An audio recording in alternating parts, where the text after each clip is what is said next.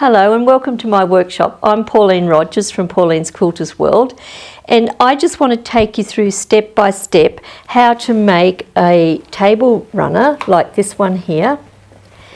We're going to quilt the background first, then we're going to do some bias applique, which is very simple to do. I'm going to show you how to make proper bias so it sits perfectly around these curves. Then I'm going to show you how to join these two blocks together in one of my Quilt As You Go techniques, and the technique I use here, I call it back-to-back technique. So we'll just take you through step by step. You take your time, make it, watch the video first and then sit at your machine and start to create. You might like to make lots more blocks here and turn it into a little wall hanging or a quilt, or you may even want to make some table mats to go with it. So there's lots of ideas you can get out of just this little simple class, but we'd love you to participate and sit at your machine and do some great work. You will get, if you register for the class, which you've probably already done, you will get a PDF file which will give you all of the instructions step by step, the measurements and how much fabric and what tools to use. But talking about tools, I'm a person that loves the right tools for the job. I'm like any tradesman. If we've got the right tools, the job becomes so much easier. So I'm known as a gadget person because I love gadgets. So the things I'm going to show you to use, I'm going to use 4 different sizes of our wonderful sasher tools. This will help us make the bias, the sashing and the binding for the edge of the quilt. So we'll use 4 different sizes. We're going to use the 1 1/4 inch, the 1 inch, the 1/2 inch and the 1/4 inch. We're going to use the little mini ruler, which I love this little ruler because it's going to help us position our appliques in the right place. We're going to use the sasher bias ruler. This will allow you to cut your fabric on the true bias so you'll get it sitting beautifully around your tight curves and you won't get any puckering at all. I do all of my stitching, the quilting, the stitching of the applique, the stitching of the binding. When I made this project, I had the mono poly clear thread in my bobbin and in the top of the machine. Love this thread. It's not like your normal invisible threads. This one doesn't melt. If I put a hot iron on it, it doesn't melt. It doesn't stretch. It doesn't jam up in my bobbin. It's just like a regular thread. It's beautiful, but it saves you changing threads all the time. I do all my applique with the Roxanne glue basted. I choose personally not to use fusible web under my applique because I don't like the stiffness that gives to my work. So I use the Roxanne glue basted. It's water based. You can iron over it, doesn't stick to the iron, and it washes out of your project when you wash it for the first time. I do all my cutting out with the little 18mm rotary cutter. Love this cutter. I'll use it through the process. I use the Bohin marking pen. I use this because I know I can always get it out of my fabric. A lot of marking pens, when we iron over them, we can get a permanent mark. This one, you can iron over it. It erases out with its own eraser. It washes out, and it comes with a tube of black and white leads, so you can keep 2 of each leads in this pencil and just change the leads out for whatever colour fabric you're using. And I do use the tailor's awl, and I'll show you how I use that as we go on. I do all my cutting on these workboards. I've got a large one down here in front of me, which is the one I love, but to show you the small one, and these are just so portable and lovely to use. We have sandpaper here. We use that when we're going to be tracing our applique shapes. This is felt to protect the cutting mat from the sandpaper board, and then we have the ironing mat. So this is really great to have right at your sewing table, and it allows you just to manoeuvre from your sewing machine to your cutting mat to your iron. And I do love the mini iron. I just love having these. I find that I can get into places better and it's not drawing as much power as my regular iron. But just a little tip, if you have a mini iron, you'll find they stay much hotter if you use a trivet. This is a silicone trivet and I just leave my iron sitting on there all day. So let's get into it. Let's choose your fabrics. As you see here, I've used a lovely bright, happy fabric with a printed background.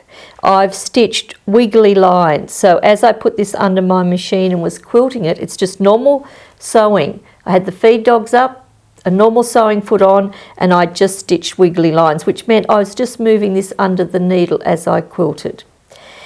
These blocks here, just to give you a bit of a variance in, you can see if we just do it in the same tone fabrics, how stunning that can look, really classic. But with this one here, I did a bit of fancy quilting. Now, if you're a person that wants to learn to free motion quilt and you've never given it a go, my first lesson I did here was on free motion quilting. If you're a beginner, it's well worth watching that lesson so you can go through with me step by step to teach yourself how to free motion quilt. And these small projects are fabulous things to practice on. So watch that video, watch that lesson and go through it step by step with me and teach yourself to be great at free motion quilting. So now we're going to prepare and get ready for getting our blocks prepared. We'll just shift all of this out of the road. Now, I've cut my blocks out, but what we're going to do, what you'll need to do, the background fabric, the batting or the wadding and the backing fabric, I cut these basically to a 15-inch square. You can have your batting a bit wider if you like and your backing. Now, when I've done this, the batting that I love to use is the Hobbs Heirloom. It's double-sided fusible, which means I can lay these 3 layers out on top of each other, just like so. And with a hot dry iron, I can slowly press. Now, moving my iron slowly over the surface is allowing the batting to adhere to my fabric. If I happen to touch the side of this batting with my iron, nothing sticks to the bottom of my iron. So it's not going to clog up your iron, don't be afraid of it. If you iron too fast, you won't get enough heat into it to make it adhere. So it's slow movement. Go over the whole surface. When you get that done, you'll flip it over to the back and you'll press the back. Now I'm getting a little crease in there as I iron, so to get rid of that, I just peel this away and lay it back down. Now that'll get rid of that crease. So you can peel it off and lay it back down as many times as you want and it just sits there beautifully. Now we can go to our machine and we can quilt this. As I said, you could draw lines and just quilt straight lines. You could quilt a diagonal grid, you know, say 1 inch apart. You could do a straight grid. You could do wiggly lines by just moving this under the needle as you stitch. Or if you're confident at free motion quilting, stipple this, do little teardrops on it, flowers, whatever you would like to do, but quilt your blocks first. And this is a good thing about the way I do applique. I don't applique first and then come back and quilt. I quilt first and then I applique. And it makes it so, so easy. So we've got a piece quilted up here. This piece is already quilted. I don't know whether you can pick it up where you can see all the definition of the quilting here. Now the next thing we're going to do is trim this back. So we're just going to shift a few of these things out of the road. Just shift that to the side. Now I'm going to use my cutting mat here. I'll just turn it around. And we'll just shift things a little bit to fit this in. Right. Now we'll just use a normal ruler, or we can use this bias ruler, it doesn't matter. And we're just going to trim up the edges. And I'm going to use the little mini cutter. Hold down firmly and we'll just cut across. And that little blade cuts through all of our layers beautifully. So just go around, square it all up. And you can see how handy this cutting board is, because the next step I'm going to do is make a template for our little shape that we use here. We'll show you how to do that. So quilt both blocks, square them up, And it's such a joy to know that you've actually got the quilting done first. I don't know why we should quilt last. Whoever wrote the rule book on quilting last, I think we can change that by quilting first. So just move along and cut that off. So now we've got our block all square. And if it doesn't turn out square, that doesn't matter. If it's a rectangle, just so long as these sides measure the same and these measure the same. So now to do our applique shapes, I'm going to use the sandpaper part of the board. We need to make a template. So you'll get this little pattern piece with your instructions. And we will use a piece of our template plastic, or you could cut it out of paper, but I just find the plastic's better. And we're just going to trace this design on to our template plastic. You could make it out of cardboard if you choose to do that. So then we'll cut that out. So just use your paper scissors and cut around this shape. We now have our shape cut out. And then we're going to trace it onto our fabric. So this is where we'll use the sandpaper board. Put the fabric to the wrong side. Put your template on. Now if you're going to use a print that you want to get a flower in the middle, using this any sort of template plastic, you'll be able to see through it. So you'd be able to position the flower right in the middle. Now I'm going to use this marking pen, but I've got black lead in it. I want to change it to white lead. So I'm going to hold my thumb on the top and push down the top. I'm going to pull that black lead forward, but you must have your thumb pushing that top part down. Now I'll click down the white lead. Hopefully I've got a white lead in here.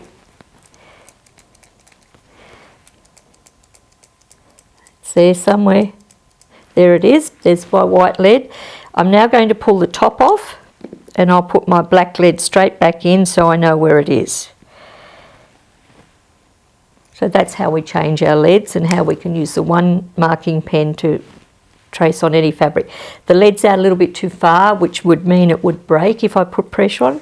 So put your thumb on the top and push that lead back up inside so you can hardly see it. Now we're ready to trace. So we'll just... Now using the sandpaper, it doesn't allow my fabric to stretch as I'm drawing around here.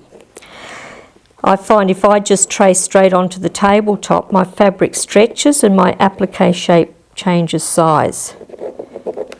So there's our shape drawn. So we'd go through, if we're going to use the same fabric in each one of those, we'll cut out 8.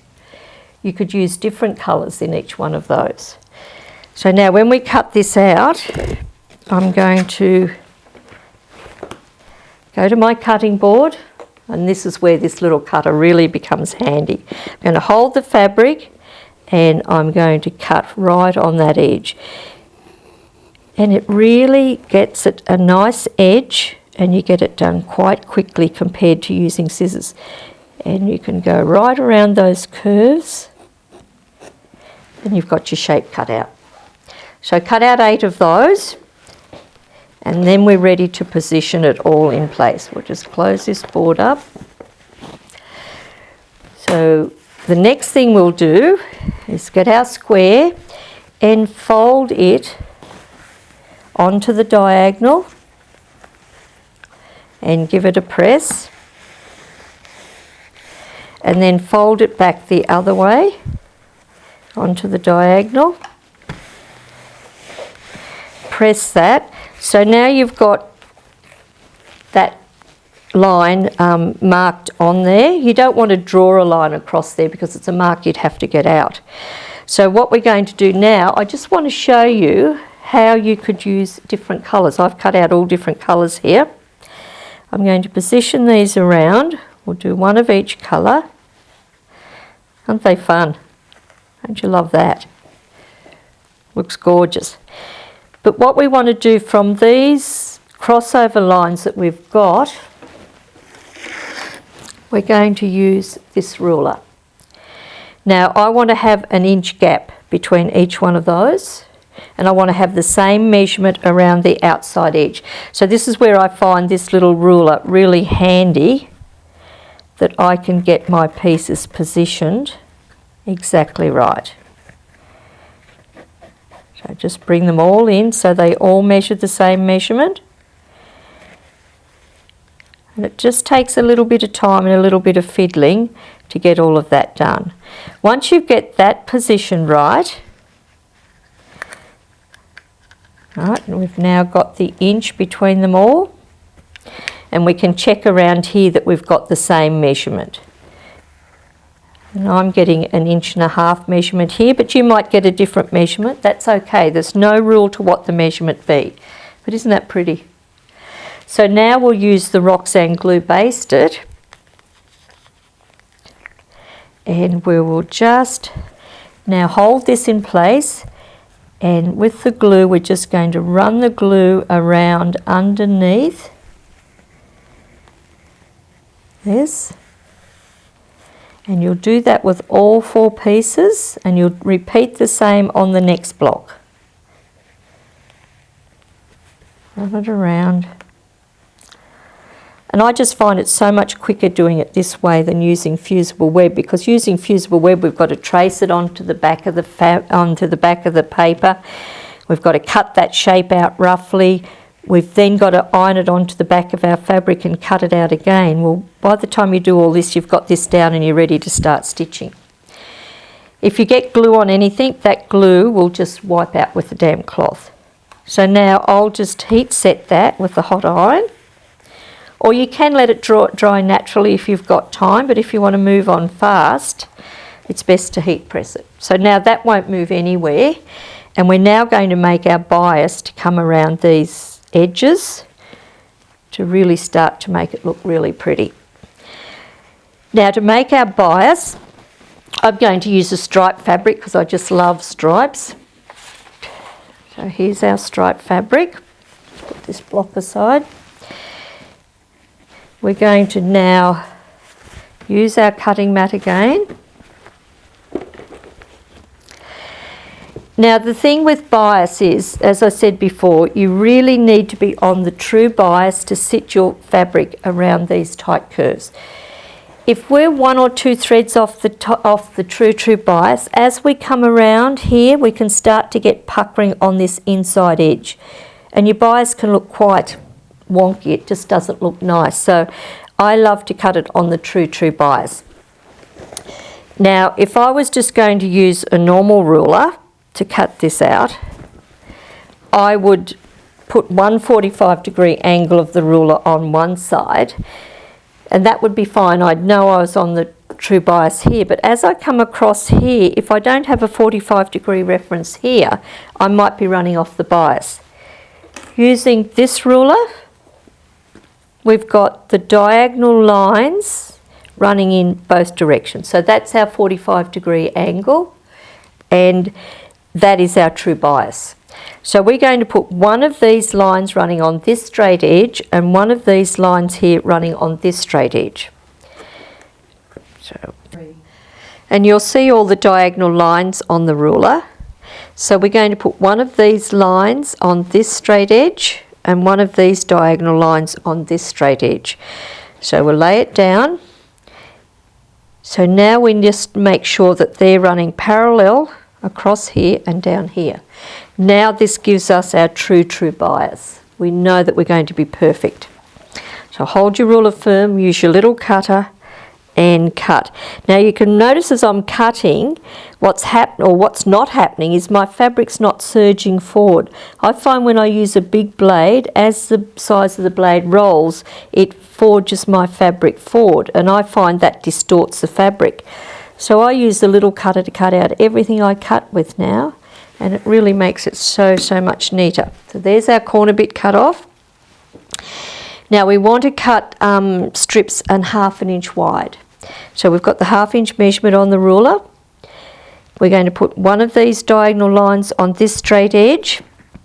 But in doing that, my ruler's not quite long enough to reach across. I could use that, and as I cut across to here, I would stop, I'd move the ruler up so this diagonal line now is laying on this straight edge.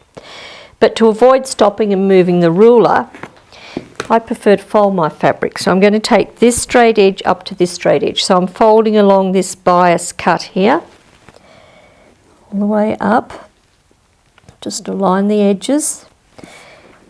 Now we've got a nice short cut. But if you want to make it even a quicker cut, fold again. Oops, we just got this all level. Fold again. Now we've got a really short cut to do. So we're going to now put one of the diagonal lines on this edge of this fabric. So this is my diagonal line laying straight down this straight edge. We're going to put it to the 1/2 inch mark, and we're going to cut, one cut, and it's done. So there's no need to walk your hand up the ruler and that like we do normally. We can just do one little cut, oops, and we cut through. Now you'll need about 8 to 9 strips to go around here. It's not one long continuous piece, and I'll show you how we tuck the ends in and get rid of those. So we just keep cutting till we slice up all of our pieces. So you just keep cutting till you get as many as you need. Then we're going to now put this through the 1/4 inch sasher tool and press it to make our beautiful bias. We'll just close this up again. So we'll get our fabric. Now what we're going to do is put this on the ironing surface with the wrong side up to you. We're going to fold the end in on one side, just finger press it a bit, then fold the other end in till they meet in the middle. Then just with your iron, press about the 1st inch. Now doing that is going to allow you to get it into the tool much easier than trying to fold it and put it in at the same time. Now if this overlaps a bit, don't worry, because this will be a little bit of waste. So we're going to put the folded side facing down to our ironing surface, hold the tool by the handle, we'll come up from the bottom and back down through that hole. And that's what it looks like. So it's a very simple process. Then we're going to use, I've got one here somewhere. No. Yes, here it is. Sorry, I'm after a pin and it is here, stuck in the board. Here we go. I'm going to use one of the fork pins. This is a double prong pin that I use all the time for all sorts of things. We're going to pin so that each side of that pin sits on each side of that bias strip. Now what that's doing, because the pin's going in both sides of that bias strip together, it's putting equal tension on each side of the bias. If I use 2 single pins, I'm sure one side of the bias would stretch more than the other. So we're going to hold the fabric. We don't want to stretch it. We're just going to put our hand on it gently. We're going to put the iron into this curve here. The curve of the tool is designed to fit the side of any iron. Your big iron works just as well. And then all we do is just push. And you can see how that's folding the fabric back in under for me. And I'm making beautiful bias. Just move the iron slow so you get plenty of heat in. Run the iron back over it a couple of times. The more heat you get into it, the better the fold will hold for you. Now, if you're doing a big long piece, move the pin about every 12 inches just to secure it and keep going. And then we have our bias made. So go through and make that up. And then we're ready to put it onto your block. So I'll just grab the block. Now we're going to use the glue again. We're just going to put little dots of glue right on the edge of that coloured fabric. And then we're going to start putting this on. So I'm going to leave a little bit of tail hanging off here. Just finger press it. Once I get it started, I then use the iron and I iron that in place. Now if this is cut on your true bias, you'll have no problems coming around these curves. Just gently come around the iron, setting the glue. The glue's not going to, oops, it went off a bit there. The glue's not going to stick to the iron, so you're not going to do any damage. I'm not stretching the bias with this hand, I'm just letting it lay there. So we're going back over this piece and over to the next piece here. So we're just going to trim that end off. I can find my scissors. We're just going to trim it here. We'll trim this back here. Put a little bit more glue here.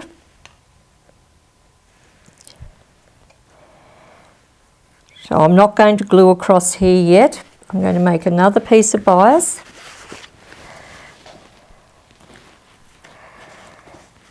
So you could make all your bias up to start with, or you can make it as you go, whichever way you prefer to do it. Fold in and in. I'm doing this a couple of times with you. I think it'll help you get the idea of how to use the tool. Hold the tool by the handle, and there's no right or wrong side to the tool. It doesn't matter. Okay, so hold it by the handle. Doesn't matter which side's up or which side's down. Go up, back down through that hole. Oops, pin into the ironing board. That double pin. Hold the fabric so it's nice and straight, but don't stretch. Push with the iron. We just keep going till we get the whole strip done. Run the iron over it a couple of times and keep going. And you'll make beautiful, beautiful bias. I love making bias. So now we'll just do around another one so you get the idea of how this all goes. So we'll nip off this end. We'll now put some more glue around here. And your bottle of glue will last you for a long, long time. It's great stuff. So try and get that nice and straight across there. If you have problems getting it straight, use your little ruler. This is why I love this ruler, because it helps me out immensely at these sort of situations. So I can be sure I've got that straight. Let's move it a bit more. And then we keep ironing. Just keep working around your block. Don't stretch, just let it lay nice and easy. You can see how beneficial the little iron is to me. My big iron makes it a bit clumsy. So now here's our join. So what we're going to do, just need to put a bit more glue here.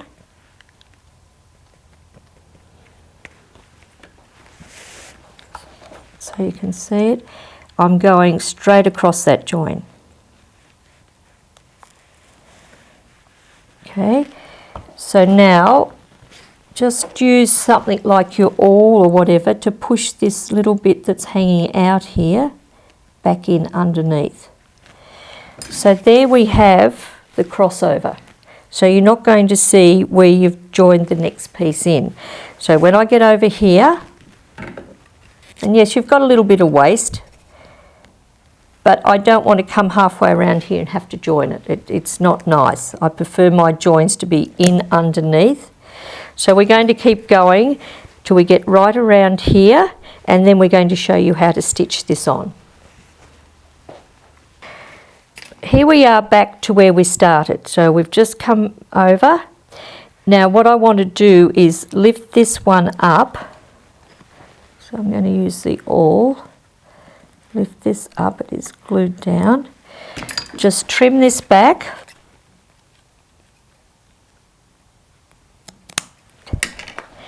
And we'll tuck it underneath. So that's how we'll finish that off. Just put a bit of glue in there to secure it down. And just make sure we get everything nice and straight. Then if you want, you can use your little ruler again and check that you've got this as a nice square in the centre. And that's where it's such a handy little thing to check everything. You can notice here this is not glued down, so just run another bit of glue under there and just press. So give it a good press. Now we're ready to go to our machine and set our machine up. I'm going to put the mono poly invisible thread in my bobbin, and I'm going to have it on the top of the machine. You can notice I've got this gauze over the top. This is what I call its jacket. When you buy a reel of this jacket will come with it. Put the jacket on. Now that jacket stays on there forever. When we're winding our bobbin, the thread comes out from underneath. When you're sewing, the thread comes out from underneath. Because it's a fine thread, if we don't have that jacket on, the thread can get caught up underneath your spool and jam up. So make sure you use that jacket, please. But put this on the top of your machine and the bobbin. I'm going to use the open toe foot, which I'll show you what that foot is in a moment. And we're going to do a straight row of stitching really close on this edge and then this edge. Now, using that clear thread, if I use white thread, it's going to show up on the black. If I use black thread, it's going to show up on the white. So using the clear thread, it's not going to be noticeable. So when I quilted this block, I had this clear thread in the top of my machine and I had it in the bobbin.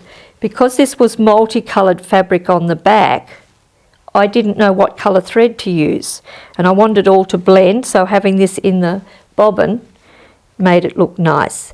So when I come around now and stitch all of this on, it's going to be another part of my quilting design. So we'll go to the machine and get the machine set up, and we'll do a little bit of stitching close to the edge so you get the idea of that. Then we're going to join the rows together. But before we go to the machine, I'm going to make the sashing that comes between these two blocks. So what we're going to do, choosing the colour that I'm going to use, because I'm going to join these two blocks together. So I have to decide what coloured fabric am I going to use. Am I going to use the stripe and run the stripe down here? It's pretty intense. Or am I going to use this fabric? But that's all I've got left of it. So I'm going to have to find another fabric that's going to blend with this to make it look really, really nice. But we can come up with some ideas. So I'm going to just find what I've got and then give you some ideas of how to make the sashings for here. So I've decided I'm going to use the stripe as my sashing. I'm going to run it across. And then I'm going to put a smaller sashing over the top because I did have enough of this fabric. So I looked around and I've got enough. So I'm going to cut a strip of fabric 2 inches wide. I've got the fabric folded into 4. And with the little ruler, it's 2.5 inches wide. So I'll just put that on there. So I've got the 1/2 inch hanging over. Hold the ruler firmly and cut. And I've also decided I'm going to use this fabric as the binding because I think the stripe will look really nice around the outside edge. So while I'm here, I'll cut my 2.5 inch wide strips, and the ruler is exactly 2.5 inches wide. So it's a perfect ruler to be able to fold your fabric in 4 and cut all your strips for your binding. So it makes it very, very easy. And then you're not walking your hand up the ruler and taking yourself twice as long to cut, and we can do it in a much quicker way. So there's all my binding strips cut. We'll put them aside. We're going to use the 1 inch wide sasher tool and put this fabric through it to make one sashing. Then we're going to use the 1/2 inch wide sasher tool to put the 1 inch strip through. So we're going to make those, and then we're going to go to the machine and stitch our bias down and join our blocks together. So here's our 2 inch wide strip. We're going to fold the ends in on one side, just finger press it, fold the other side in and finger press it, then just press it with a hot iron for about the first 1.5 inches. We'll use the 1 inch wide tool, we'll come up and back down. And if you notice this time I've got the fold facing up. When we did the little 1/4 inch for the bias, we had the fold facing down. Now we need the fold facing down on the small strips because we have such a little narrow turn here on the 1/4 inch one. I find if the fold's facing up to you, it can get caught with the iron. So I like it facing down. With the wider ones, I like it facing up. Once again, we're going to use the double fork pin. We're going to spread it out so that one of each of the prongs goes in either side of the fabric. Now I find, particularly doing stripes, if I use 2 separate pins here, because I pin them separately, I get different tensions, and as you start to iron, the stripes can go off skew. So using the double pin, it puts equal tension on both sides of the fabric. Now we cup up the sides, put the iron against it, and we push. And just keep pushing down. If you need to, you can tap it with the iron. Do a little bit, about 12 inches, stop, reposition the pin, and keep going. So that's how we'll make our 1 inch wide sashing. And then we're going to make another one, which will be finished 1/2 inch. So there's our first strip. And the stripes are really nice. So as I said, this is cut 1 inch wide. We'll use the 1/2 inch tool. Same thing, we're going to fold each side in. Just finger press, fold this side in and finger press. Press with the hot iron for the first inch or so. Thread it into the tool, up and back down. Pin with that double pin to get that equal tension. Love these fork pins, best invention out. Now all we do once again is cup up the sides and push with the iron. If the fold doesn't stay equally the same on both sides, it doesn't matter because nobody will see this back side of it. It's only you. So now you can see how lovely this looks. We'll pull these blocks back in. So we're going to join these two together, and when we join them together we're going to put wrong sides of our blocks together.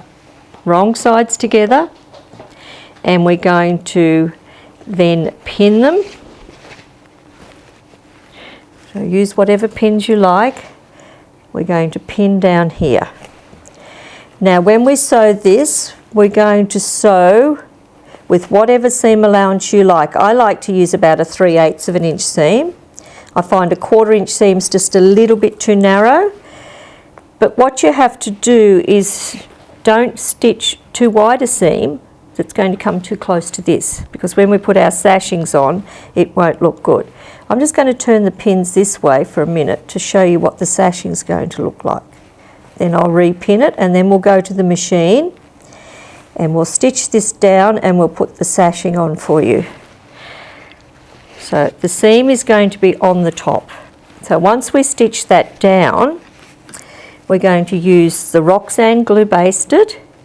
We'll press this seam opened, which when we stitch this it'll be much easier for you to see. We'll stitch this seam opened with the hot iron. Then we'll run the glue underneath and press it. That will set that seam really flat for us. And then we're going to put a sashing like this over the top. We'll put this one on, then this one will go on the top. And how cute is that going to look? So we're going to take you to the machine now, stitch this, press the seam opened, glue the seam down, then we're going to glue these two strips over the top of this seam, and we're going to stitch really close on either side of the stripe and really close on either side of the black spot. Then all we've got left to do is bind it, and you're going to bind it like you would bind a regular quilt. But if I'm going to be doing my bindings, and we'll go over that while we're at the ironing board, once we've got all our strips joined together like you would normally do, and when we have it as one long strip, we'll fold this in half. Now a 2.5 inch wide strip folded in half measures 1 1/4 inches. So we will use the 1 1/4 inch tool, sasher tool, We'll thread it into the tulle, up and back down. Once again, we'll pin with that pin, and we'll just keep this nice and straight, put a little bit of tension on it, and you will push with the iron. And that will fold your binding in half perfectly for you, and it eliminates all that time that we spend folding and pressing, folding and pressing. Just keep working it down till you get the whole binding strip done. Then you would apply it to your quilt as you normally would. But when I put my bindings on, I stitch the binding on from the wrong side. I fold it over to the front, and the row of stitching that I've used to stitch this on with, I put dots of glue right along that stitching line, fold this over and press it, and then I stitch right on the edge by machine. And that's the way I do my bindings for little projects like this. It saves doing all the hand stitching. And if you look really close here with this sashing, I put this sashing on, but before I put it on, I decided I wanted to put some bias strips across here. So I've just got some loose strips laying across my sashing. Just adds another feature. Then I went and stitched either side. So there's many things you can do with your sash. We've got our machine set up. I've got the open toe foot on the machine, so there's nothing in the front of this foot. For all your different brand machines, they'll look a little bit different to mine, but if you don't have one, go to your dealer and ask for an open toe foot. Just give your model and make of your machine and they'll be able to help you out. I've got the monopoly clear thread in the top of my machine and in the bobbin. Now I want to stitch right on the edge of the bias on both sides. So I'm going to put the inside edge of the foot right against the bias, and then I'm going to use my needle position button and move my needle over so the needle sits right on the edge of that bias, just in a thread from the edge. Oops, too far. And I just find that's a very easy guide. Now when I stitch, I don't watch the needle, I watch the inside edge of that foot. So just hold your threads when you get started. It's a good idea to draw your bobbin thread to the top. Just hand wind your needle down, pull your bobbin thread to the top. That way you're not going to get a tangled mess underneath, because remember we've already quilted, so we want it to look nice on the back. We'll get started and off we go. Just go nice and slow. Watch the side of the foot. Don't be in too big of a rush. And just work your way around. Your feed dogs are up, your machine's sewing normal. I've got normal stitch length. Watching the inside edge of the foot. Don't rush it because you could run off the edge. It's better to go a little bit slow and get it really neat the first time. So I'm just pivoting the fabric as I sew. And it's so easy to come around here. You'll be very pleased with your top stitching if you've got a guide to follow. Just keep pivoting. So we're going to get down to the end here and I'll show you what I do. So just keep coming around. It's so relaxing. I'm not holding the fabric down, I'm just gliding it with my fingers so it slides under the needle. Back to where we started. Now we've got a crossover here and I don't want to stitch straight across that, so what I'm going to do is come down to the end. I'm going to stop right at the edge of that bias where it crosses over, put my needle down, lift my pressure foot. I'm going to stitch over here, but I'm not stitching on the bias edge, I'm stitching on the outside of the bias. Along there, a couple of stitches. One more. And put your needle down and we'll come back around the other side. So you just keep going around till you get the whole lot of these all stitched. And it looks really, really nice on the back. Using that clear thread in your bobbin is not going to interrupt your beautiful quilting that you did on your blocks originally. So keep going around till you get all of those stitched down. And when you do that, we'll move on to the next step. You don't need to see me stitch all of this. Here are our 2 blocks that we've made. We've got them joined together, got them pinned like I showed you. I'm still going to use that clear thread, but this time I'm going to move my needle position over to about 3/8 of an inch. I don't quite want a 1/2 inch seam. You could measure that from the needle to the side of the foot if you wanted to, but we're just going to now do a straight row of stitching down here. Just reverse at the end. And remove our pins as we go. We'll stitch down, then we'll glue the seam opened, and then we're going to put our sashing on. And then all you'll have left to do is bind it. So it's very exciting to get something like this made, and I think hopefully it'll give you a lot of confidence with Quilt As You Go, because this could be a whole big quilt I'm joining together. And imagine that, you're now joining your blocks together, but the quilting is done. You don't have to go back and try and wrangle that big quilt through this little space of your machine to quilt it. To come to the end, just reverse here.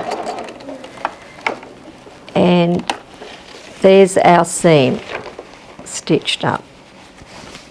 So there's our seam. Now we're just going to open this seam, and I'll press that with a hot iron, and then I'm going to run the glue underneath here and glue my sashing over the top.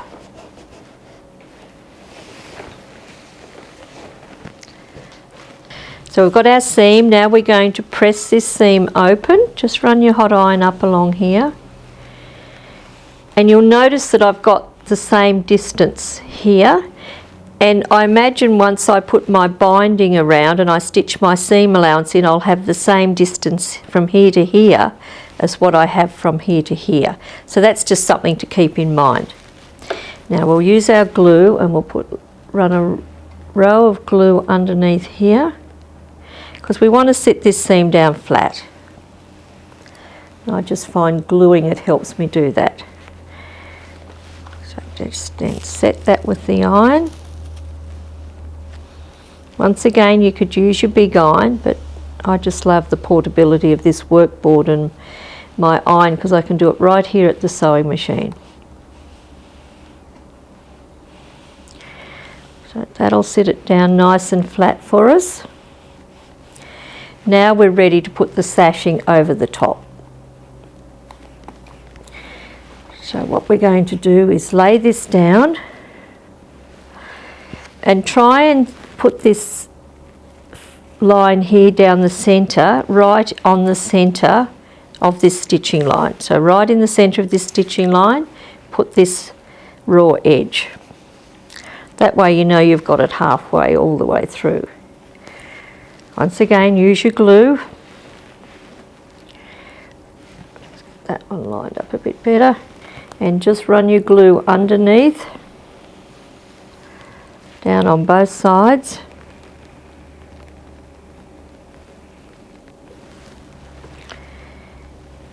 And then we will just once again press. That just holds it in place, ready for us to stitch. I find if I pin it, because we've got the bulk of the seam and the batting there, it moves too much if I pin, but if I glue, it sits it down perfect. Just come along the edge and press that so it sits down nice and flat, so you get no movement. Then we can put this one over the top. You can see how that dresses it up. And did you notice I cut this stripe on the straight where this one is cut on the bias? So it gives it a bit more of an effect doing it this way. So make sure you've got this lined up in the middle as you would want. Run the glue down underneath. Now you could prepare a few blocks like this, do the seam, flatten the seam out, glue the sashing over the top, and then you could go and stitch. Do a lot of stitching all at once, save stopping and starting. So I'll just iron that through. Remember, if the iron gets on the glue or if you get something crooked, you can pick it up and redo it. Sorry, my arm's in the road. And there we have our really nice funky sashing joining the two blocks together. So now we're going to go back to the machine and we're going to do a straight row of stitching exactly as I showed you to set the needle up for doing this stitching. We're going to stitch right on the edge on both sides to anchor that down. And when you look at the back here, I don't know whether you can pick that up, but you can see where I've stitched the bias on. It becomes part of my quilting pattern. And when I stitch the sashing on, I'm going to have 4 rows of stitching down here, so it's not going to show that this seam is there so much, so it'll just look like more rows of stitching down the back. The busier the print is on the back of your blocks, like a big heavy floral or something, the less stitching you're going to see. So just think about how you want the back of your quilt or your project to look like and use it accordingly. But isn't it a fun way of putting things together? So do that stitching and then all you've got left to do is bind it. So you know how to bind a regular quilt, so you would bind this exactly the same. Okay, so now we've got your project. Hopefully you'll get it all lovely and beautifully finished, and we would love to see photos. Once you finish this workshop and go through everything step by step, keep experimenting with all the things you can do. Watch the other videos that we've got, the video lessons we've got, because we can teach you free motion quilting. We teach you different sorts of applique. We teach you different sorts of sashings. Like, this is not the only way to join your blocks together. This is our back-to-back technique. We have the between the block technique, which is totally different again. But we want you to enjoy and learn as much as you can from us. But I just want to go over the tools that I love to use. Of course, the Roxanne glue based is favourite. All of these are favourite tools. The mono poly clear thread. This will get you so many quilts out of one reel. The double fork pins. The mini cutter. The bowhin marking pencil. Love it. This little ruler is a favourite of mine. 2.5 by 8 inches. It's a great little handy ruler for doing all the things I showed you we could do with it. Then we use the 4 different size sasher tools. We use the 1 inch, the 1/2 inch, the 1/4 inch and the 1 1/4 inch. Or you may have the set of 10, because we do a whole array of different sizes. We actually produce 18 sizes, but we do a pack with the most popular 10 in it. And you can do any size from 1/8 of an inch up to 4 inches. Some quilts we want to put a 4 inch wide sashing in. We have our Quilt As You Go handbook. This is a great book. It goes through everything that I've showed you today. It takes you through free motion quilting, how to use the tools, different styles of sashings, how to use the bias ruler. It takes you through step by step how to move your needle position, how to do your back-to-back technique like I've taught you now, how to put different sorts of sashings on, and then it has a gallery of all different quilts in the back, so that's a very handy tool. But we do all of those that I've just mentioned to you here that are on this on the table in front of me. We do those as a pack, but remember, I do love to use the cutting. Well, we call it a 3-in-1 workboard. We've got the ironing mat, the sandpaper and the cutting mat. We've got the small and the large. And of course, the bias ruler to me is very, very important for getting this fabric on the true bias. And I love my mini iron. And don't forget the open toe foot for your sewing machine. So we want you to have fun. We want you to learn, and we would love you any questions. If you have questions, please don't hesitate to email us. Go to our website, www.pqw.com.au. Subscribe to our regular newsletters, because we've got some wonderful, exciting things happening for you and coming up very soon. Also, we've got lots of YouTube videos. So go to our YouTube video channel and do press the bell at the bottom of the video, because if you press that bell, when we put a new video up, you'll get a notification that there's a new video there for you to watch. So happy stitching, happy crafting, and enjoy. And thank you for participating in my workshop. I really appreciate it. Bye for now.